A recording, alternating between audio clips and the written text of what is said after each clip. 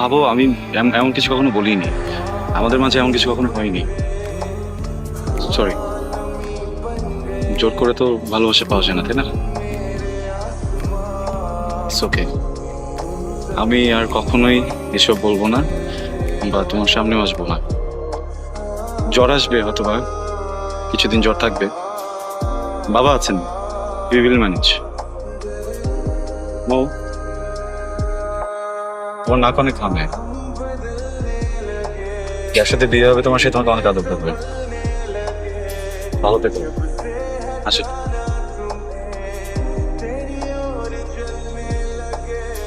I love you too.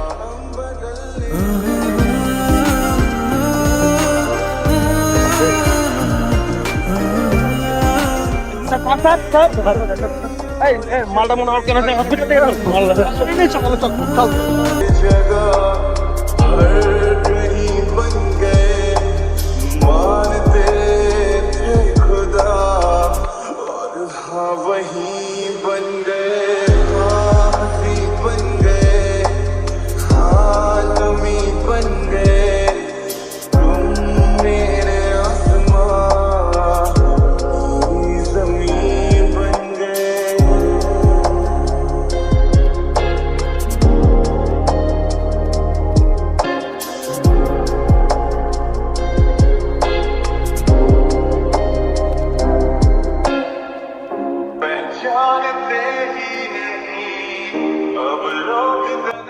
কি খবর মো?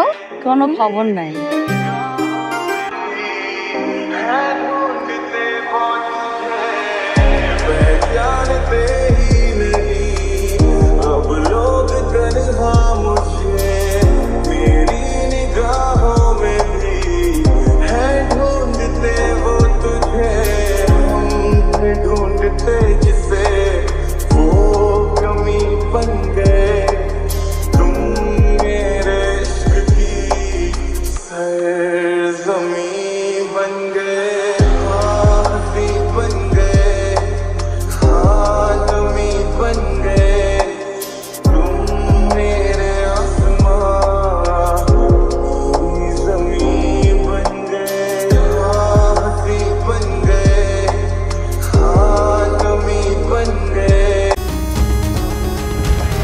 মোরে টিস করছে।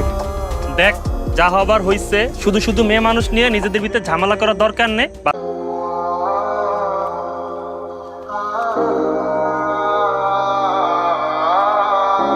মাহিন, তুমি যদি এরপর থেকে আর মারামারি করো, এই ধরনের গ্যাঞ্জাম করো, আমি কিন্তু তোমার সাথে আর কোনো যোগাযোগ করব না। কি বলতেছে?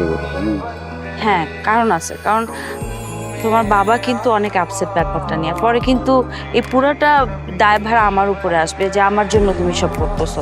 তুমি বুঝতেছো না ব্যাপারটা? তুমি প্রমিস করো যে তুমি আর কখনো কোনো মারামারি গ্যাঞ্জাম কোনো ঝামেলার মধ্যে যাবে না। প্রমিস করো। যদি প্রয়োজন পড়ে? প্রয়োজন পড়লেও না।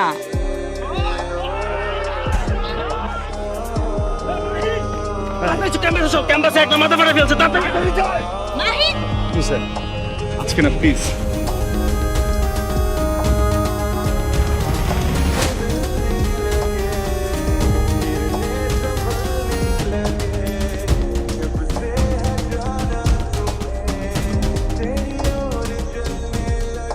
হ্যালো, আসসালামু আলাইকুম। কি?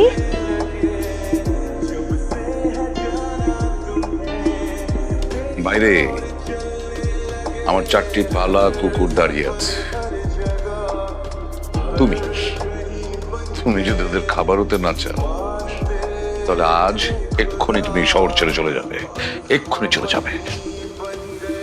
আর কখনো তুমি মাহিনের সাথে যোগাযোগ করার চেষ্টা করবে না। যদি করো, তাহলে শুধু তুমি না,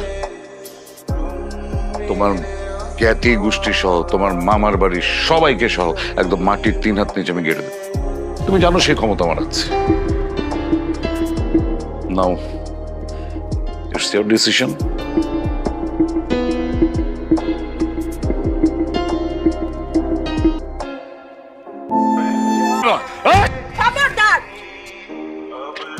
কি গুলি? কি গুলি? ওর গায়ে কোনো হাত দিবেন না।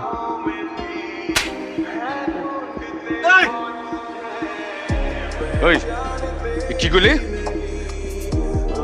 শহর ওরে, আমার যত খুশি মারেন, কোনো অসুবিধা নেই, কিন্তু ওর গায়ে কোনো হাত দিবেন না। আবার কথা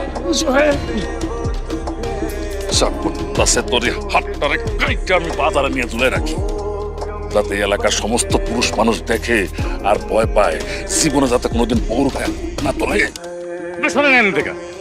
কি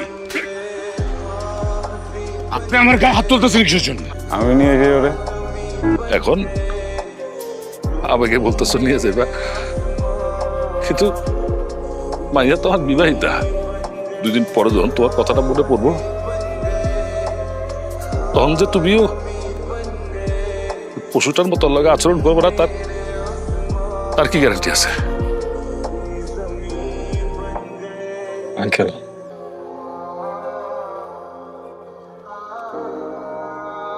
আপনি ওকে আরো 100টা বিয়ে দেন, আমি তখন ওকে এইভাবেই ভালোবাসবো।